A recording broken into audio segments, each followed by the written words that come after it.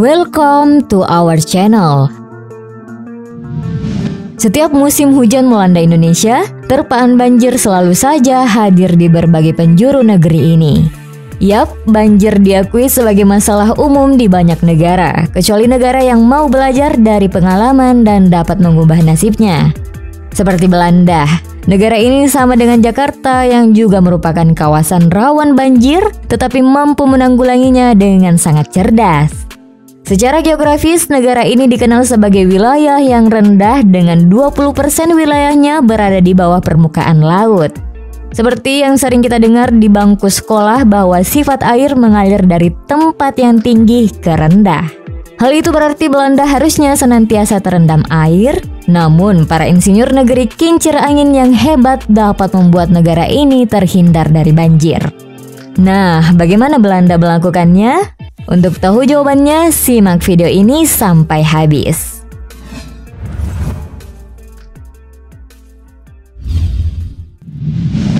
Belanda yang kita kenal selama ini merupakan penyebutan Melayu dari kota Holland. Tetapi Holland ini hanya nama dari provinsi di Belanda, yakni Holland Selatan dan Holland Utara. Provinsi tersebut diketahui menaungi beberapa kota besar dan ternama seperti Amsterdam, Rotterdam, dan Den Haag. Kondisi geografis negara tersebut dapat terlihat dari nama resmi negaranya, yakni Nederland. Nederland bermakna negeri-negeri berdataran rendah. Negara ini secara topografi relatif rata dan terletak di dataran rendah, hanya ada sedikit bukit di Provinsi Limburg dengan titik tertingginya berada di kota Valserberg. Hanya 321 meter di atas permukaan laut, 20% sisanya merupakan dataran rendah dan 50% tanahnya kurang dari 1 meter di atas permukaan laut. Melansir laman detik.com, titik terendah berada di wilayah bernama Valserberg Nieuwerkerk aan den IJssel dengan ketinggian 6,7 meter di bawah permukaan laut. Sebuah kawasan di Provinsi Holland Selatan dengan populasi sekitar 22.380 jiwa. Hal tersebut berarti puluhan ribu penduduk di Belanda sedang hidup di bawah permukaan laut.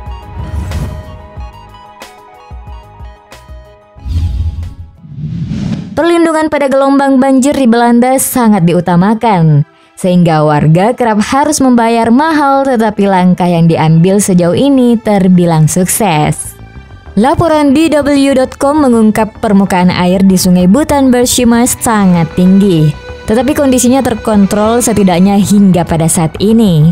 Akibat curah hujan yang sangat deras, Peter Glass yang berprofesi sebagai Delta Program mengemukakan idenya, yakni memanfaatkan potensi alam dengan memberikan ruang bagi sungai.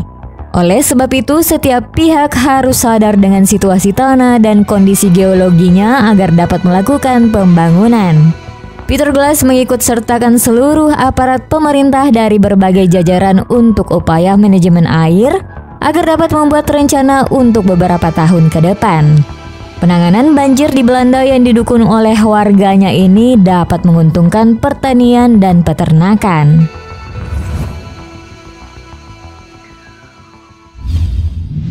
Ya, dengan jumlah populasi yang ditaksir sebanyak 17,44 juta jiwa ini, sekitar sepertiganya berada di bawah permukaan laut. Wilayah Belanda yang berbatasan dengan Laut Utara yang terkenal ganas tentunya sering membuat air laut naik ke daratan. Seperti yang diketahui bahwa Belanda pernah mengalami pahitnya banjir besar yang membuat negara ini berbenah. Belanda tahu bahwa sepertiga wilayahnya berada di bawah permukaan laut dan 2/3 rentan banjir. Bahkan nih, negara ini pernah dihantam oleh banjir besar yang memaksa mereka mencari cara kreatif.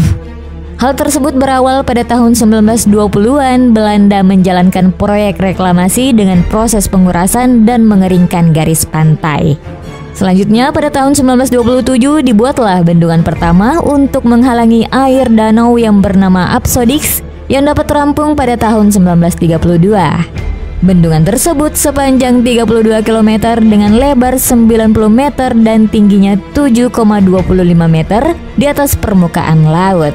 Bagian atas bendungan ini juga terbentang jalan bebas hambatan dan jalur khusus sepeda. Pembangunan tanggul atau bendungan tersebut sebagian besar diperoleh dari keuntungan kolonialisme di Nusantara melalui VOC. Sehingga dapat dikatakan bahwa bangsa Indonesia juga turut berkontribusi dengan ikut menyumbang pembangunan infrastruktur di Belanda.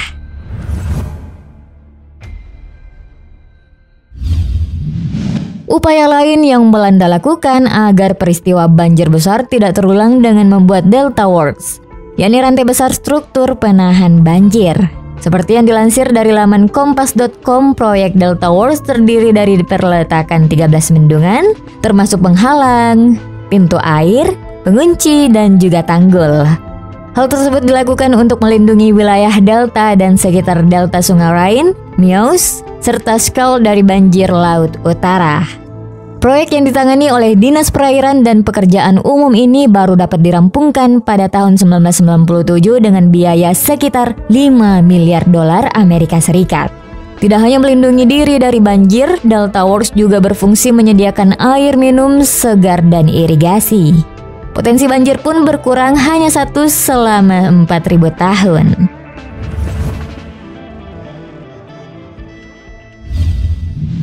Penghalang badai Hollandse IJssel ialah struktur pertama Delta Works yang mulai beroperasi pada tahun 1958. Penghalang ini melindungi Randstad di bagian barat Belanda yang merupakan wilayah daratan terendah dan terpadat di negara ini.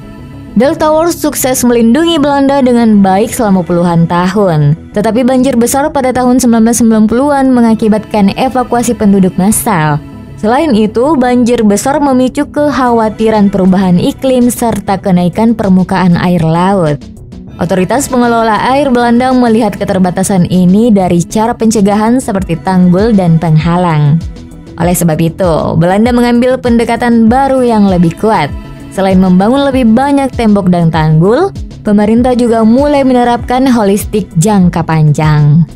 Holistik tersebut tentang banjir yang diperhitungkan di data ilmiah tentang perubahan iklim. Pencapaian hebat ini dikenal sebagai Room for the River, proyek besar senilai 3 miliar dolar Amerika Serikat yang melibatkan sekitar 40 proyek infrastruktur berbeda di sungai dan saluran air. Inti dari proyek tersebut merupakan gagasan bukan hanya menahan air, tetapi ada ruang yang dapat digunakan untuk menampung banjir dengan aman. Berdasarkan laporan pemerintah Belanda yang berjudul Water Management in the Netherlands, pemerintah Belanda juga membangun tanggul-tanggul raksasa atau Dikjen. Melansir laman Tirto ID, Dikjen digunakan bagi wilayah-wilayah yang tidak punya polder, agar terhindar dari gelombang pasang surut air laut. Dikjen juga melindungi kawasan yang rendah sebagai muara dari dua sungai besar Eropa, yakni Sungai Rijn dan Sungai Maas. Tanggul ini terdapat di pinggir pantai Provinsi Zeeland, Noord-Holland, Friesland, dan juga Groningen. Bahkan pemerintah Belanda juga membuat sungai dan kanal buatan yang sengaja dilakukan untuk memudahkan hubungan dari sungai ke sungai lainnya melalui kota-kota tertentu. Tidak heran bila transportasi air sebagai modal penting Belanda yang juga menyokong perekonomian negara. Beberapa sungai ini juga dapat menghubungkan Belanda dengan Jerman dan negara-negara di belakangnya dengan Sungai Rijn. Sedangkan Sungai Maas dapat menghubungkan negara Belanda dengan Belgia dan Prancis.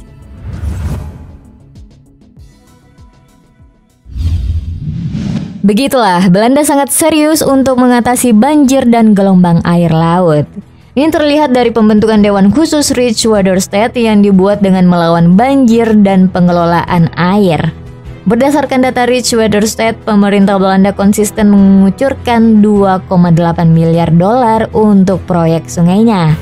Belanda sukses membuktikan bahwa bencana alam seperti banjir dapat dihindari, tetapi secara konsisten perlu dilakukan inovasi tambahan. Berbeda dengan Indonesia, terutama di kota Jakarta yang memiliki daratan serupa dengan Belanda, komitmen kuat baik dari pemerintah DKI Jakarta serta dukungan dari warga kota sangat penting untuk mengatasi banjir. Tidak hanya di Jakarta, tetapi untuk seluruh wilayah di Indonesia yang terkenal sebagai langganan bencana banjir.